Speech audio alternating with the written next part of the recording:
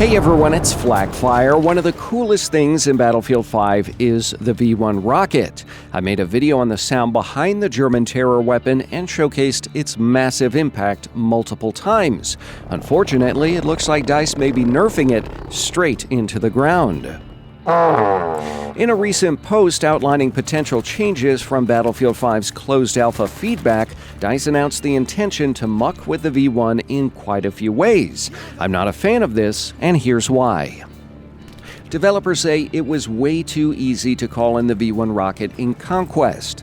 In my experience, no squad accumulated enough squad points to call in more than one during the course of a Conquest match. Now, I'm not saying this can't be done, but it would be extremely difficult.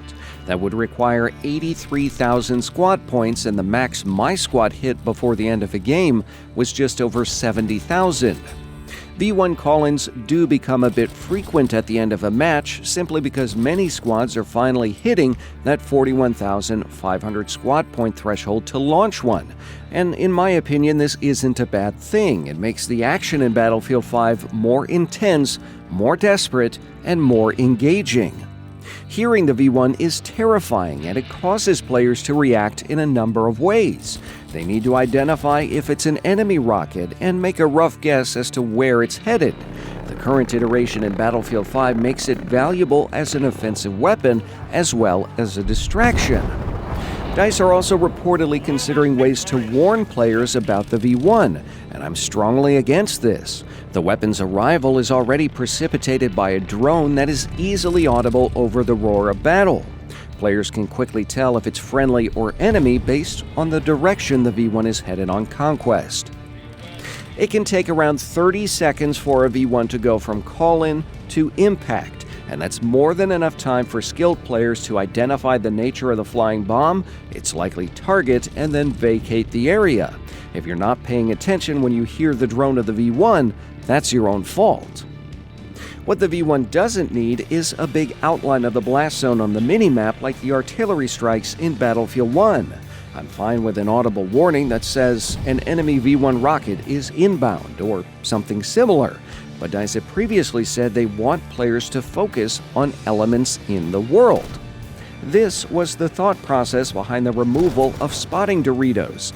Devs wanted players to notice movements in trees and bushes instead of absent-mindedly firing at red circles.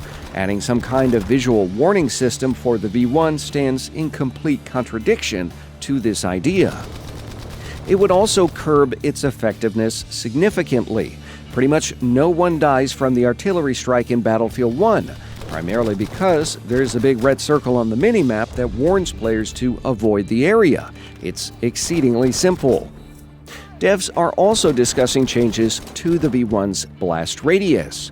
Since it's almost never a case of this explosion isn't big enough in Battlefield, I think it's likely they're planning to reduce the size of the V1 explosion. If DICE go this route, along with increasing the amount of points to call in the V1 and visually telegraphing its target, they might as well just remove it from the game. Part of the allure and motivation of working towards a V1 is the chance to get an insane kill feed, one of those only in Battlefield moments.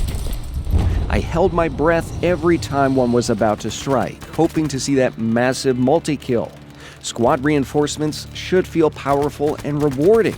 If it hits with the force of a wet noodle and everyone knows where it's going, I'd rather select one of the other reinforcement vehicles. On top of this, DICE is looking at options to counter the V1 rocket, which I'm actually totally fine with. It should have a counter, since rock, paper, scissors gameplay is a core aspect of the Battlefield franchise. It'd be cool if players were able to topple one with a wingtip, hit one with a Panzerfaust, or even shoot one down with an AA gun. But this should also feel rewarding. If you know no one's likely to die if you miss your shot or can't destroy it in time, well, what's the motivation for those clutch moments? Do they really mean something and matter? I sincerely hope DICE takes a good hard look at the balancing of the V1 and realizes the impact seemingly small changes can have on what was one of my favorite parts of the Battlefield 5 closed alpha. But all of this is, of course, just my opinion. I'm curious to know what you think about potential changes to the V1. Does it need to be nerfed, or should DICE leave it as is? Tell me down below in the comments. If you enjoyed this video, leave a like, share, and subscribe. Make sure to hit that notification bell to get notified of the latest Battlefield 5 news. As always, thanks for watching.